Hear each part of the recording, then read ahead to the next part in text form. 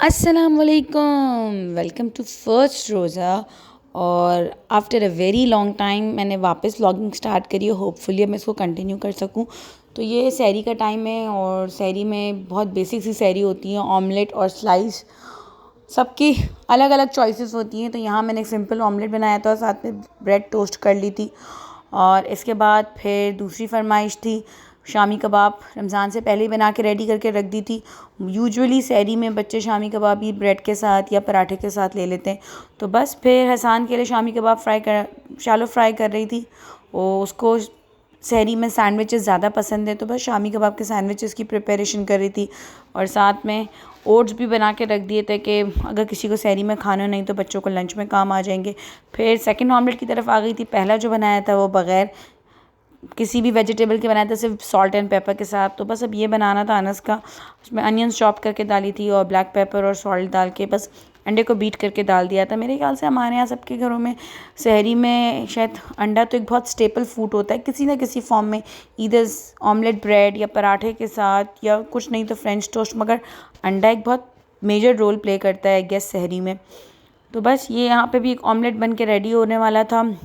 और सहरी में अल्लाह माफ़ करे सुई गैस वालों को अल्लाह पूछे, इतना बुरा हाल था गैस का। बस ये जो दिख रही है ना आपको चूल्हे पे गैस, बस ये फुल गैस आ रही थी। सहरी में तो फिर भी आ रही थी और इफ्तार में तो वो भी नहीं थी। और तो बस ये जो एक ऑमलेट जिसको बनने में 5 मिनट लगती हैं, सहरी में इसको एक को बनने में 10 मिनट एक अंडे को लग रही थी। अल्लाह अल्लाह करके पहला रोज़ा था तो बस हो गई थी सबकी सहरी। और यहाँ पे हसान की शामी कबाब भी जो रेडी करनी थी, बस उसकी सैंडविचेस की भी प्रिपरेशन साथ में कर रही थी, क्योंकि वही गैस वालों ने जितना परेशान किया था तो स्पीड तो बढ़ाना ज़रूरी थी। तो बस सैंडविचेस में भी बस सिर्फ सुबह के टाइम, सहरी के टाइम ज़्यादा कुछ वेजिटेबल्स या सॉसेस नहीं, सिर्फ केचप और मायोनीज़ लगा के शामी कबाब के सैंडविचेस हसान के लिए बना रही थी। तो जो कि मज़े के भी लगते हैं और मुझे यूजुअली अंडा अच्छा नहीं लगता है। तो ये शामी कबाब के सैंडविचेस थे। स्लाइस के ऊपर शामी कबाब और थोड़ा सा चीज़ स्लाइस स्प्रेड कर दिया था, तो ये सैंडविचेस भी बन गए थे। और साथ में यहाँ पे सैंडविचेस को टोस्ट भी कर रही थी। और आप लाज़मी बताइएगा कि आपके घर में सहरी में क्या खाया जाता है। तो अल्लाह का शुक्र है मेरे यहाँ सहरी में रोटी ऐसा जितनी प्रेफर नहीं की जाती, वरना तो बहुत मुश्किल हो जाती है। तो बस ये ब्रेड और वगैरह जो बेसिक सी चीज़ें होती हैं। और अभी तो पहला रोज़ा था तो इस तरह की फिर आहिस्ता आहिस्ता ये सब चीज़ें भी कम होते होते एंड में सिर्फ सब दूध पर ही आ जाते हैं। खाली दूध का ग्लास या फिर जैम बटर इस तरह की चीज़ें यूजुअली प्रेफर करते हैं, सालन वालन अवॉइड करते हैं।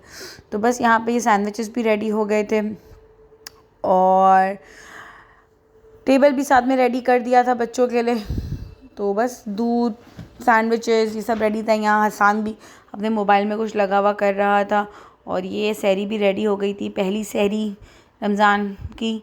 और यहाँ पे साथ में मैं बच्चों के लिए दूध भी बना के रेडी कर रही थी, क्योंकि इतना ऐसा कुछ खाते नहीं हैं, तो मुझे होता है कि दूध पी लेंगे तो ज़रा रोज़ा ठंडा भी रहेगा और पूरा दिन थोड़ा फुल भी रहेंगे। तो प्लेन दूध तो पीना बहुत ही मुश्किल काम होता है। तो बस दूध के अंदर ग्रीन वाला क्विज़ डाल दिया था। और यहाँ इब्राहिम भाई साहब, जिसको रोज़ा नहीं रखना था लेकिन सहरी में सबसे बड़ी लिस्ट इसी की थी, तो ये भी इन लोगों के साथ साथ था। और पहली सहरी थी तो ज़ैनब सो चुकी थी, इब्राहिम भी साथ साथ उसकी अपनी लिस्ट चल रही थी। और यहाँ सबको सहरी करके मेरी अपनी सहरी सबसे लास्ट में थी। एक पीस सैंडविच का था और ब्लैक कॉफ़ी ज़रूर थी। और फिर सहरी के बाद मैंने इफ़्तार की प्रिपरेशन का थोड़ा सा इरादा कर लिया था, क्योंकि संडे था, मेड ने भी नहीं आना था और बच्चों को भी घर में रहना था, तो सब बहुत मुश्किल हो जाता।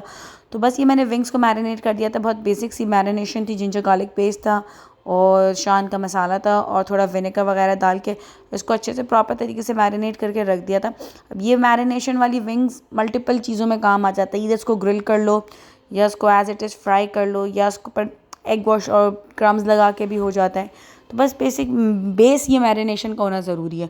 तो विंग्स भी मैंने मैरिनेट करके रख दिए थे ताकि इफ्तारी में एक काम हो जाना था।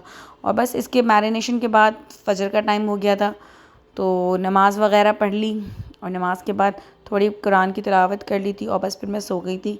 और संडे था, उठ के थोड़े बहुत काम निपटा के फिर थोड़े से बाहर, जितना भी पहले से कर लो मगर बाहर के भी थोड़े थोड़े काम रह ही जाते, तो बस वो काम करके आई।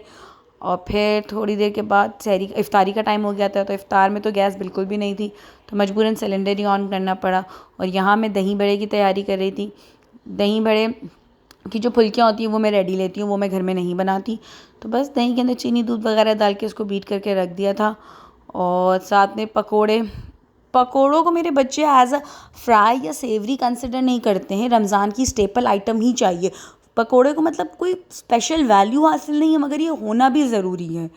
ये कोई फ्राई चीज़ नहीं होती, बट ये रमज़ान में बाज़ जैसे खजूर किस तरह ज़रूरी है, इस तरह मेरे यहाँ इफ़्तार में पकोड़े लाजमी होना ज़रूरी है। तो बस पकोड़ों की तैयारी कर ली थी और यहाँ पे मैं भेलपूरी भी रेडी कर रही थी। भेलपूरी भी क्रिसेंट की है, जो कि बहुत मज़े की होती है। ये मैं रमज़ान में लेके रख ही देती हूँ, क्योंकि ये बच्चों को पसंद भी बहुत होती है और इजीली बन भी जाती है। तो बस इसको भी मैं रेडी करके रख दिया था, बस टाइम पे ही इसमें चटनी डालनी थी, वरना बहुत सौगी हो जाती है। और यहाँ हसन, ज़ैनब और इब्राहिम को एंटरटेन कर रहा था।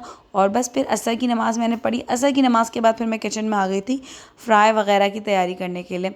अब जब सिलेंडर ऑन किया था तो एक की ज़िम्मेदारी लगाई थी कि भाई बच्चों को ही देखें, क्योंकि बच्चों के साथ फिर डर लगता है। और यहाँ मैंने विंग्स पे एग वॉश कर दिया था और कॉर्नफ्लावर और मैदा जो होता है उसको कोट करके लगा दिया था, और विंग्स भी फ्राई करने रख दिए थे, और साथ में पकोड़े वगैरह भी फ्राई हो गए थे।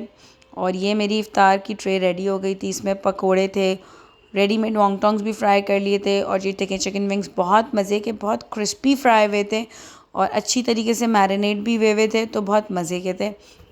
तो ये इफ़्तारी की में ये सब चीज़ें थी। जितना भी पहले से कर लो, इफ़्तार के टाइम पे हंगामा हो ही जाता है। और ये आज इस्लामी लिहाज से ज़ैनब इब्राहिम की बर्थडे थी, और वैसे भी उन्हें तो बहाना चाहिए अपनी बर्थडे सेलिब्रेट करने के लिए। तो ये यहाँ हम यूनाइटेड किंग से केक वगैरह लेके इनको घर लेकर आए थे। केक भी दोनों के अपने सेपरेट आते हैं भाई। और बस फिर सब कामों से फ़ारिग होने के बाद मैं ज़ैनब को लेके बैठ गई थी। कल ज़ैनब का फ़ाइनल एग्ज़ाम है, ओरल टेस्ट चल रहे हैं, तो बस इसको पोएम्स की प्रिपरेशन करा रही थी। तीनों भाइयों का ऑफ है, इसको अकेले को स्कूल जाना है, तो बस मैं इसको एग्ज़ाम्स की प्रिपरेशन करा रही थी। अब आपसे मिलती हूँ कल इंशाल्लाह। अल्लाह हाफ़िज़।